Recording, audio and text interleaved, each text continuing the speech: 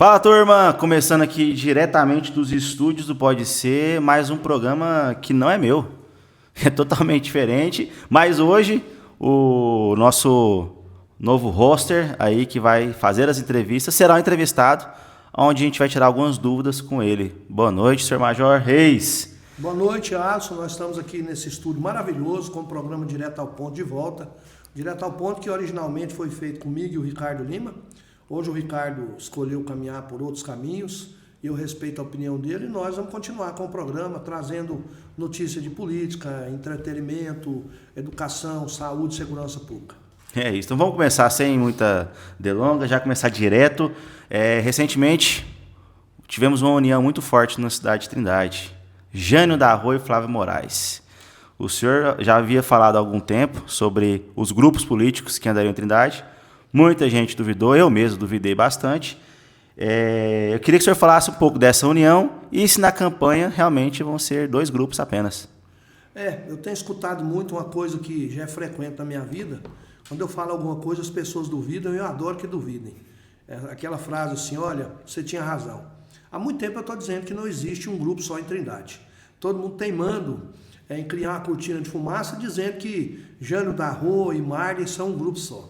Foram um dia, quando foi a primeira eleição do Marley, depois ele precisou do Jânio para eleger o Galindo, aí foi um grupo, depois precisou ser reeleito, foi um grupo. Mas todos sabem que a relação de Jânio com o Marley nunca foi uma relação de respeito por parte do Marley com o Jânio. O Jânio sempre respeitou o Marley, mas essa recíproca não é verdadeira. Tanto que nos bastidores, muita gente ligada ao prefeito sempre falou que não tinha necessidade de Jânio para que Marley ganhasse as eleições. E agora que nós estamos vendo, é o que eu estou falando há muito tempo, dois grupos distintos. De um lado, George, Flávia e Jânio, do outro lado, Marley e Cristiano Galindo.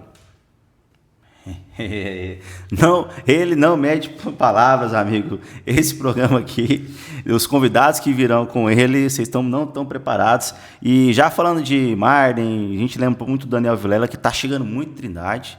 Daniel Vilela está quase um trindadense nato. Queria saber a sua opinião, a perspectiva da campanha agora para governador primeiro e no segundo turno. Bom, o primeiro fato é que essa proximidade do Daniel com Trindade, ela se justifica porque o Jânio é um dos maiores articuladores da campanha dele. Então, obviamente que o Jânio está encarregado aqui nessa região metropolitana de coordenar os trabalhos em torno da campanha do Daniel. Então, ele vai estar por aqui muito nessa campanha e o trabalho vai ser feito muito forte. Qual é a outra pergunta que você fez?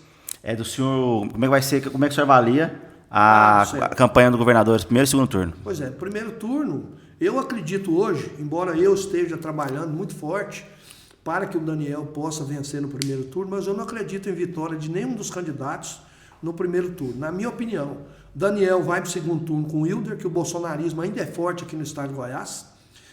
E assim como carregou o Fred para o segundo turno, vai carregar o Wilder. Mas eu acho que no frigir dos ovos, até por conta da rejeição que o Wilder tem com a esquerda, por ser do PL, a esquerda vai fazer como fez com o Santo Mabel. Vai votar em Daniel por exclusão. E isso vai facilitar o Daniel. Eu acredito que o Daniel será o próximo governador do estado de Goiás, sem menosprezar nenhum dos adversários, mas o cenário que eu vejo muito claro é esse. E o Daniel sendo eleito, o senhor falou agora que o Jânio é o grande apoiador dele aqui na cidade, é o grande articulador político dele. E como que o Jânio chega, então, para 2028? Olha, o Jânio chega forte. Inclusive, eu digo para você que eu já estive com o Jânio várias vezes, faço parte desse grupo político que está com a missão de trazer o Jânio de volta à prefeitura. Então, o Jânio chega forte. Com a vitória do Daniel, então, nem se fala.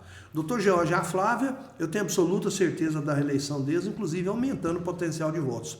Eu calculo que o Dr. George em Trindade vai ter uma média de 15 mil votos, que ele ficou fora da política 10 anos, teve quase 7 mil, e agora trabalhando como ele está trabalhando com a Flávia, eu tenho absoluta certeza que esses votos vão dobrar. Com isso, George, Flávia e Daniel, o Jânio chega muito forte. Ele já chega forte de qualquer jeito, pelo capital político que ele tem. E nas próximas eleições, embora muita gente acredite em um acordo desses dois grupos, eu não acredito. E já digo que se o Cristiano Galindo ganhar, eu acredito que ele vai ser o candidato da base para disputar com o Jânio. E essa próxima eleição vai ser uma eleição extremamente concorrida, interessante, mas como eu disse, na minha opinião, ninguém tira essa eleição do Jânio em 2028. E como o senhor avalia, falando já em estado, município, como é que o senhor avalia a segurança pública, diferenciando o que é feito aqui em Trindade e o que é feito a nível estadual? Olha, a nível estadual, a nossa polícia hoje é referência para o Brasil, né? É uma polícia que tem índices que tem caído dia a dia, serve de referencial para o Brasil em vários aspectos, em aspectos técnicos, metodológicos. Temos uma academia de polícia onde vem gente do Brasil inteiro fazer curso aqui. E aqui em Trindade, infelizmente, ela não está melhor porque o prefeito não teve coragem de cumprir um compromisso de campanha dele, que é criar a guarda. Então, os prefeitos que não têm coragem, prefeito frouxo, não tem coragem de criar a guarda, né? Porque tem medo da confusão que vai dar, porque guarda é assim mesmo. Guarda é igual polícia. Todo dia a polícia está matando, todo dia a polícia está morrendo, e prefeito tem medo de desgaste. Então, acredito que na gestão de Jânio essa guarda vai ser criada. Inclusive, eu tenho essa missão.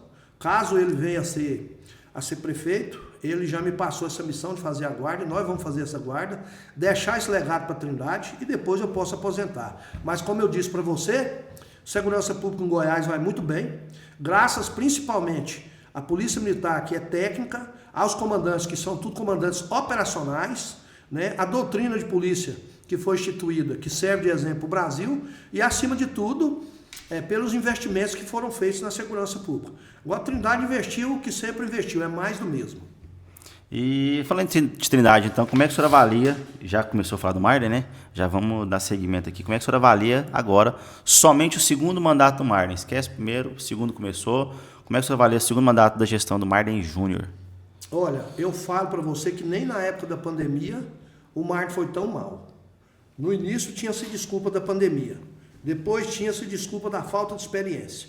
Agora, nessa segunda gestão, não tem desculpa nenhuma. Ele já vem de um primeiro mandato, não tem pandemia, mas a cidade está o caos. Vou te falar algumas questões. Primeiro, uma biblioteca ficou alugada há 1 ano e não funcionou. Posto de saúde, um dia não tem raio-x, outro dia tem, um dia não faz hemograma, outro dia faz. Aquele parque Hugo Reis está aos escombros. A região leste não recebeu absolutamente nada desse prefeito nessa segunda gestão. No primeiro ano do mandato dele, praticamente, ele ficou fora da Trindade, viajando. Agora está fazendo as composições políticas, está agregando pessoas em torno disso aí, ele está trazendo da forma com que todo mundo traz, dando cargo.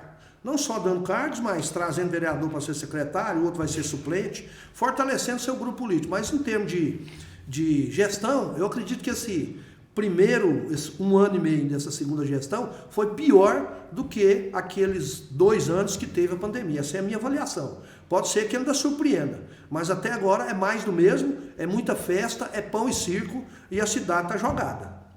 Falando nessa movimentação política que está acontecendo na Câmara, esse ano a gente teve muito suplente assumindo, secretários novos entrando, que eram vereadores, mas tem mais uma movimentação a ser feita, que são os candidatos, os vereadores que se colocaram à disposição na pré-candidatura a deputados estaduais e federais. Qual que é a sua opinião sobre esses vereadores? Se eles realmente virão a ser candidato ou é apenas um marketing? Olha, eu acho que é só valorização de passe. Eu vejo, por exemplo, o Curicas, que quer ser candidato a deputado federal, foi o vereador que teve a pior votação. Como é que o vereador que teve a pior votação numa cidade igual a Trindade quer se postular como candidato a deputado federal? Se perguntar para ele até o que faz o deputado federal, não sei se ele sabe.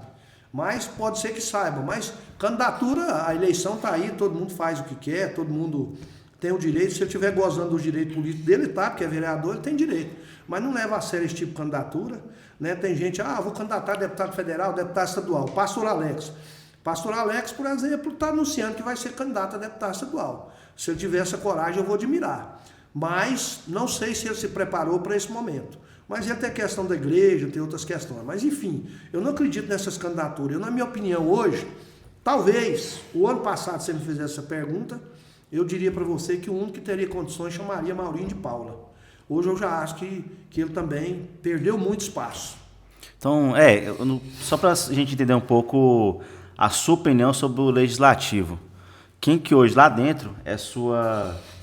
Não vou dizer maior decepção, mas vamos começar de boa, vamos começar humilde, vamos começar bem. Qual que é a grande surpresa hoje no Legislativo Trindadense? A grande surpresa foi exatamente o pastor Alex.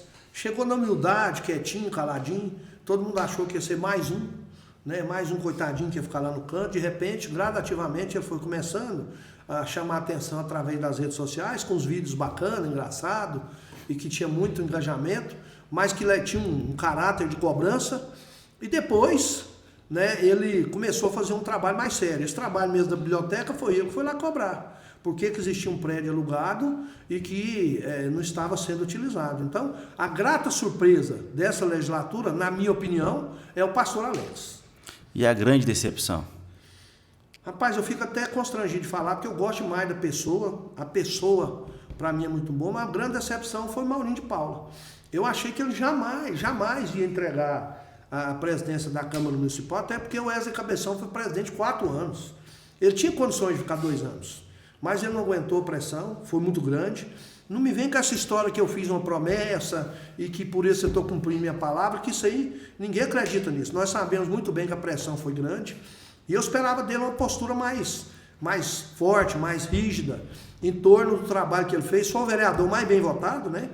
Então, continua sendo um vereador de forte apelo popular, mas na minha opinião, como você perguntou, na minha opinião, a grande decepção foi o Maurinho de Paula ter entregado a presidência da Câmara Municipal e com isso ele perdeu muito espaço.